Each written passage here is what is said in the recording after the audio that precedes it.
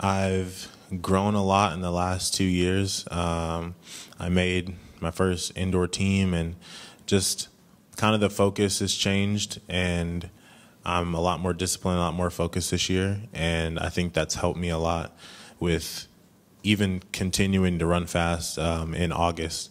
I've almost been training for a year now, so I think that me being more disciplined, more focused, and really correcting a lot of the things that I've been struggling with this year has helped me to stay on top and be where I'm at now. I'm really hoping that I can improve on my time. I think that I know I can run a little bit faster just from what I've been doing in practice. And so, yeah, I'm not really tired. I feel like I can do a little bit more. Hopefully I'll end my season with a PR. Do you miss the 400 meter? To answer that last question, no, I do not miss the 400 meters. I can understand. I did start off running 400s in high school. That was kind of my main event. And I got recruited to go to college to run the 400. But I also did the sprints as well. And kind of one year I qualified for regionals for all three events. And my coach asked me if I wanted to do the 1 and 2 or the 400. And naturally, I didn't want to do the 400. So ever since then, I've been running 60s and 100s and 200s. Never looked back. Does it help you, that 400-meter background, in your 100 races now, and maybe in the fact that you are still running so fast in the end of the season now? Do you think that helps you? That helped you? I think it did. I haven't run a 400 in almost like 4 years now. So it's been a while since I've been down that road. But I think that background definitely does help me as far as strength and being able to finish well in the 100. So I do appreciate all the work I got back in the day doing the 400. I mean, as a professional track and field athlete, I feel like that should be everyone's goal, you know, to be the fastest. And so I did expect it. It was something that I knew I could achieve. And so it doesn't surprise me to be at the top. I mean, it feels amazing to be considered like the fastest guy right now so far this season, and pretty much I've had that #1 time almost all season, and so just being able to hold it for this long and still being able to have a PB late in the season is super exciting, and it motivates me not only to run fast on Friday but just in the seasons to come. I feel like, as far as the future goes, I feel like there's no limit to really how fast I can go. That's not really determined on, I mean, it's not up to me.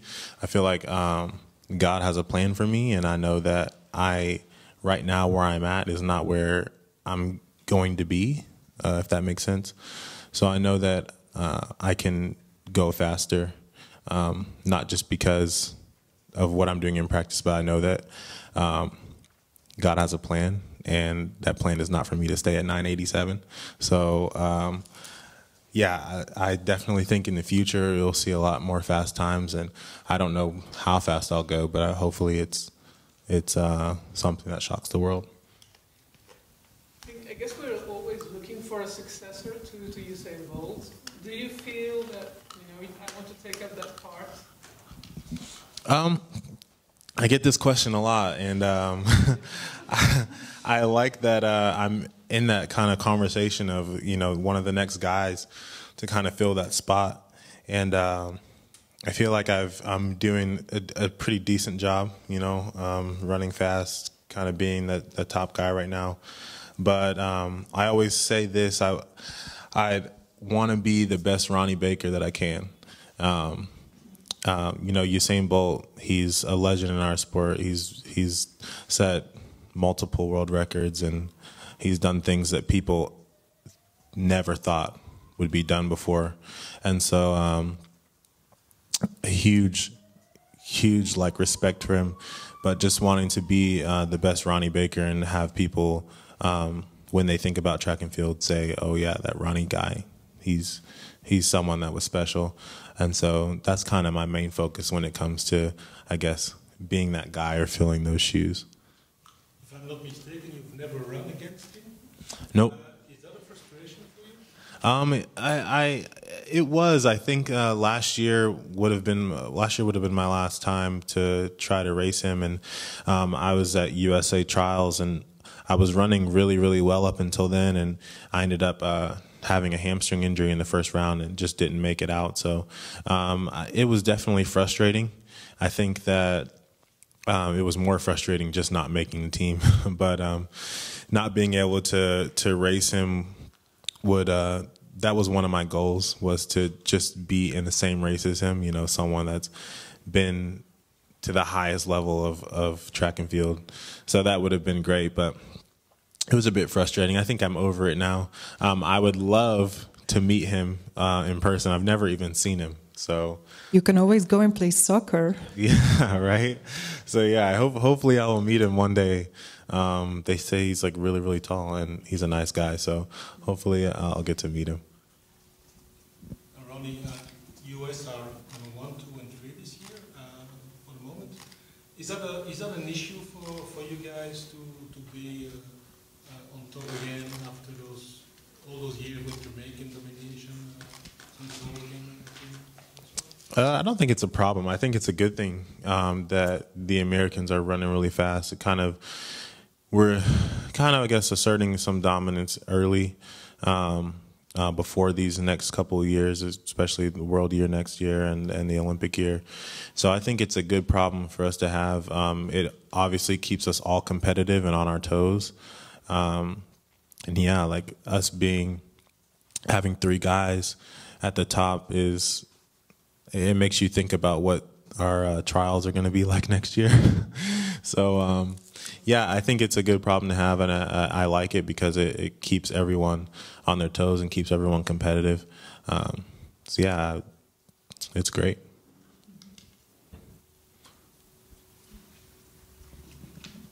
You guys, you want to set your own marks, as you explained. But how tough is it? Because you say he put the bar so high for you guys to follow on that.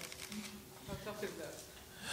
It's very tough because we're always going to be measured according to what he did, and you know, I was looking at stats the other day, and it's amazing. There's only 2 guys in the history of this sport that have run 9.6 ever, and only 1 guy to run 9.5, and yeah, like you said, the bar is extremely high, and I think that for me personally, I think it's just taking, you know, each year, each race a step at a time, just trying to peck away at the times and just his spectacular performances. So it is, I don't think it's discouraging. I think it's encouraging, especially for an athlete like me. I'm very goal oriented and very driven. So that bar is always something that I'm going to look to and try to get there. So I don't think it's discouraging. I think it's more encouraging and a good mark, not only for me but for all the sprinters. So when you look at 9:58, you don't go like, whoa. I do go whoa, but I think that I don't think that it's out of reach, if that makes sense. I believe that, you know, records are there to be broken. No one thought that Usain Bolt was going to run 9:58 until he did it. So I don't believe anything's out of reach. So yeah, it's definitely something you look at and you're like, wow, it was absolutely insane. But it's not something that's discouraging for me. What's the atmosphere like in the sprint world without him? Do you feel like there's a vacuum for the moment and that people are looking for someone to take up that number 1 spot? Yeah, I think there's always. I mean, I can tell that there's someone looking to take that number 1 spot all the time, just from the competitions and how competitive they are. But as far as just the world, everyone's looking for that person. I mean, I get this question a million times. So yeah, there's definitely. I guess not so much pressure, but there is people that are looking for that next person, and really just to be in the conversation is a blessing in itself. Yeah. So Ronnie, have you practiced the pose yet?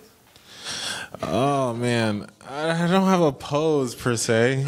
I just honestly, when I do celebrate, I just do what's comfortable. Sometimes, you know, I don't know I don't even know what's gonna happen. Like I don't know. So it's all kind of overwhelming for me, because like with how competitive it is, you never know if you're gonna win, you lose. So.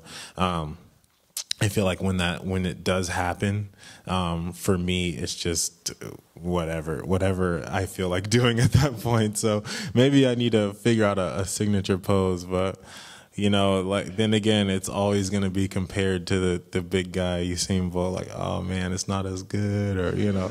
So yeah, so maybe I'll figure out something here in the future. And your necklace with the lightning, does that have a significance? Yeah, this is, I got this necklace this year. I had my cousin make it for me, and it's the Flash symbol. And I'm really into superheroes. Like, I love superheroes.